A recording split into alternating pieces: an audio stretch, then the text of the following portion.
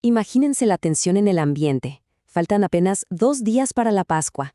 Las autoridades en el palacio de Caifás están conspirando en secreto y Judas Iscariote acaba de cerrar un trato para traicionar a su maestro por 30 monedas de plata. El escenario está completamente preparado. Hoy vamos a desentrañar esos eventos culminantes que ocurrieron durante los últimos días de Jesús en Jerusalén.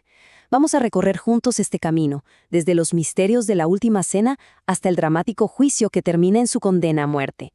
Es una historia llena de intriga, simbolismo y sobre todo una tensión absoluta. Pero bueno, antes de que se desate toda esta tormenta, hay que hacernos una pregunta clave. ¿Cuál fue el tono de su mensaje final? Si revisamos el último discurso público de Jesús, que encontramos en el capítulo 12 del Evangelio de Juan, vemos que él establece una postura súper clara. Dice en voz alta que ha venido como luz, y ojo aquí, no para juzgar ni condenar al mundo, sino para salvarlo. Esta proclamación es vital porque sienta las bases para entender todo el sacrificio que está a punto de ocurrir. Básicamente, sus palabras son un mensaje directo enfocado por completo en la vida eterna. Ahora, es fascinante ver cómo las antiguas tradiciones chocan y se fusionan con una nueva realidad. Pensemos en la Cena Pascual. Era una festividad que celebraba la liberación de Israel de Egipto y tenía un ritual súper estricto: 4 copas de vino mezcladas con agua y, por supuesto, comer un cordero. Pero aquí Jesús hace algo que nadie esperaba, algo totalmente sin precedentes. Él toma el lugar de ese cordero pascual tradicional y se ofrece a sí mismo. Por eso decimos que Cristo es el Cordero. Él estaba esperando exactamente esta hora para revelar que su redención sería, en esencia, un nuevo éxodo. Y esto nos lleva a uno de los momentos más trascendentales de la historia, registrado en Mateo 26. En un instante preciso, Jesús entrega su cuerpo y su sangre. San Pedro y San Pablo lo explican de una manera magistral. Cristo se convierte en ese Cordero perfecto, sin mancha, que es sacrificado. Al participar de este nuevo Cordero Pascual, ya no estamos hablando de liberarnos de un faraón en la tierra, ¿saben? El objetivo ahora es una liberación definitiva de la esclavitud del pecado. Es un cambio de juego total. El punto crucial para entender esto es el peso que tiene la palabra alianza. En el Antiguo Testamento, cuando Moisés selló el pacto con el pueblo, lo hizo usando sangre animal. Pero la ley judía prohibía estrictamente consumirla, porque la sangre representaba la vida misma. Entonces, cuando Jesús ofrece su propia sangre en esta nueva alianza, rompe todos los paradigmas.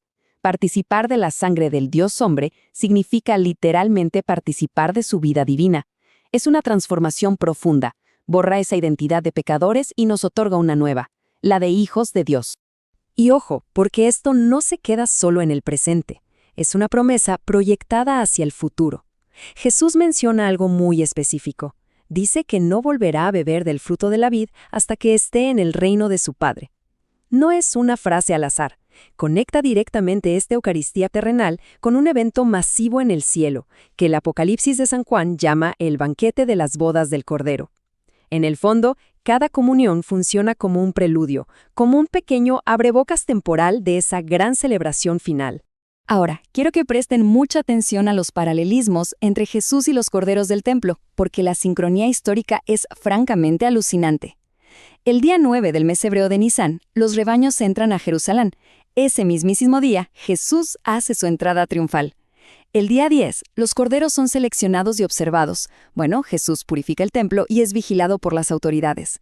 Y aquí viene lo que te deja sin palabras. El viernes 14 de Nisán, a la hora exacta en que Pilato declara, no encuentro falta en él, se estaban escogiendo los corderos sin defecto en el templo. Y justo a las 3 de la tarde, el momento preciso del sacrificio de los corderos, Jesús muere en la cruz. Es una precisión teológica insuperable. Todo esto nos hace reflexionar sobre cómo podemos participar activamente en un misterio tan grande.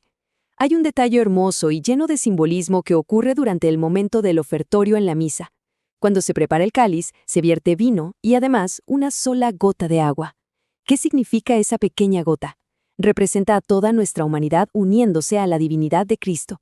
Es un reflejo de aquella antigua mezcla de la Pascua judía, pero elevada a otro nivel. Significa que al ofrecerse el pan y el vino, nosotros también nos estamos poniendo en ese altar.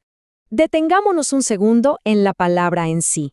Eucaristía viene del griego y significa literalmente acción de gracias. En su esencia, es una oración de profunda gratitud a Dios Padre, pero hay algo asombroso en cómo funciona esto. Piensen en la comida normal. Nuestro cuerpo la asimila y la convierte en energía. Con la Eucaristía ocurre exactamente lo inverso. Es Cristo resucitado quien actúa, asimilándonos a nosotros hacia Él. Es una transformación donde buscamos alcanzar una unidad real con lo divino. Volviendo a esa noche en el cenáculo, antes de todo esto, ocurre un evento de profunda humildad. Jesús les lava los pies a los apóstoles. Para entender el impacto, hay que recordar que en esa época, esa tarea era exclusiva de los sirvientes o esclavos. Imagínense la sorpresa de todos. Pedro, de hecho, se niega rotundamente al principio, pero Jesús le deja clarísimo que esta purificación es indispensable. Es una lección súper tangible de que el arrepentimiento y la pureza espiritual son necesarios antes de acercarse a la comunión.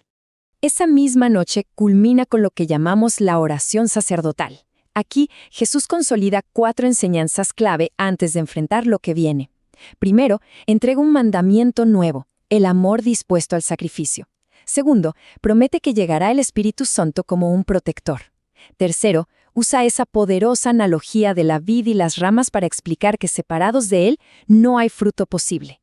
Y finalmente, hace una oración sublime pidiendo por la unidad. Pide que todos sean uno para que el mundo pueda creer. Una vez terminado este discurso, la atmósfera cambia de forma drástica. El grupo cruza el valle del torrente Cedrón y entra al huerto de los olivos, en Getsemaní. Jesús deja a la mayoría de los discípulos en la entrada y avanza un poco más solo con Pedro, Santiago y Juan. Ellos, que fueron los mismos testigos de su transfiguración en la montaña, ahora van a presenciar una de las noches más oscuras y difíciles de su vida terrenal. Las palabras que Jesús pronuncia en esa agonía son verdaderamente sobrecogedoras. Los textos dicen que experimenta una tristeza de muerte. Y como dato médico fascinante, la ciencia moderna llama hematidrosis a una rara condición donde la angustia extrema llega a romper los vasos capilares, causando que el sudor se mezcle literalmente con sangre, tal y como lo describe el evangelista Lucas. Es en este momento de humanidad tan vulnerable donde Jesús pronuncia su abandono total a la voluntad del Padre, justo antes de que el silencio de la noche se rompa con la llegada de una turba armada y el beso de Judas. Los estudios teológicos hacen un desglose asombroso sobre qué causó exactamente esta agonía tan extrema. Identifican 3 motivos principales. El primero es la visión clarísima de los tormentos físicos inhumanos que le esperaban horas después. El segundo, y quizá el más pesado, es la carga espiritual de asumir la culpa y la abominación de absolutamente todos los pecados de la humanidad a lo largo de la historia. Y el tercero, el amargo conocimiento de que, a pesar de semejante sacrificio, muchas almas rechazarían esta redención. Tras el arresto en el huerto, comienza un proceso judicial en medio de la noche que está, completamente plagado de irregularidades. Primero llevan a Jesús ante Anás, que era un exsumo sacerdote con muchísimo poder político. Luego lo trasladan a la casa de Caifás. Allí, el Sanedrín, que era el Consejo Supremo judío, ya estaba reunido de madrugada de forma clandestina. Y no estaban ahí para buscar la verdad. Estaban buscando activamente testimonios falsos y testigos sobornados para justificar una condena a muerte que en realidad ya habían decidido de antemano. Como no lograban que los falsos testimonios coincidieran entre sí, Caifás se desespera y presiona a Jesús directamente. Le exige bajo un juramento solemne que declare su identidad. Y la respuesta de Jesús es la confirmación definitiva. Para el Sanedrín, escuchar a alguien afirmar públicamente su propia divinidad era el delito máximo, la blasfemia. Las autoridades se rasgan las vestiduras de forma dramática y declaran por unanimidad que al proclamarse como el Hijo de Dios, merecía la muerte. Aquí es donde entra un giro político que es clave entender. Bajo la ley judía, el castigo por blasfemia era morir apedreado. Pero las autoridades no querían eso. Querían la muerte más pública, dolorosa y humillante que existía, la crucifixión romana. El objetivo era avergonzar a Jesús y dispersar a sus seguidores para siempre. El problema es que al gobernador romano, Poncio Pilato, no le importaban las disputas religiosas judías. Así que tuvieron que cambiar la acusación estratégicamente. Presentaron a Jesús de forma falsa como un agitador político, un subversivo que incitaba a no pagar impuestos al César. Cuando Pilato lo interroga en privado, su objetivo es desentrañar si este hombre es realmente una amenaza militar para el Imperio Romano. La respuesta de Jesús es magistral. Él declara abiertamente que su realeza no procede de este mundo. Como bien nos explican las fuentes, el reino de Cristo está destinado a la verdad, a la gracia y a la santificación, no a conquistar territorios ni poder político temporal. En ese instante, Pilato comprende perfectamente que Jesús es absolutamente inocente de cualquier cargo de sedición.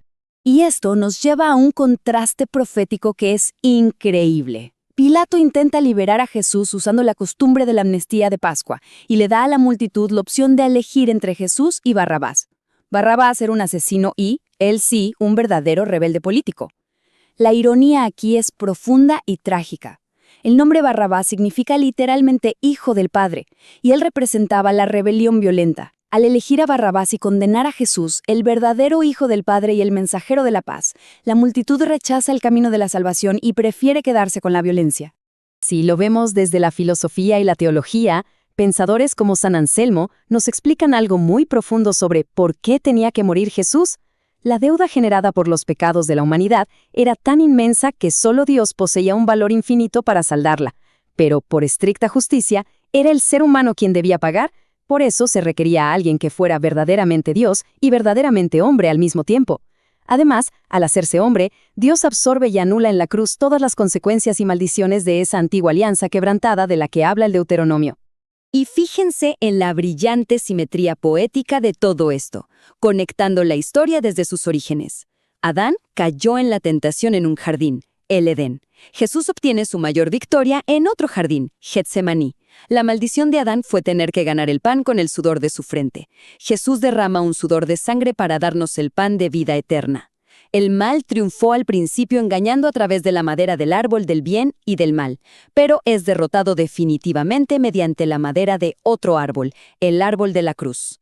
En un intento bastante cobarde por saciar a la turba enfurecida y evitar tener que crucificarlo, Pilato ordena que flagelen a Jesús. Este castigo brutal, ejecutado con látigos romanos, seguido de la burla de la corona de espinas, tiene un significado reparador enorme en la teología. Los textos exponen que la flagelación repara y satisface por los incontables pecados de la humanidad contra la pureza. Por otro lado, esa dolorosa corona de espinas busca reparar los profundos daños espirituales que causa el orgullo y la soberbia humana. Pero a pesar de semejantes castigos, el odio de las autoridades es inquebrantable. Cuando Pilato les presenta a un Jesús completamente destrozado y les dice, «Aquí tienen a su rey», los jefes de los sacerdotes responden con una frase que verdaderamente hiela la sangre.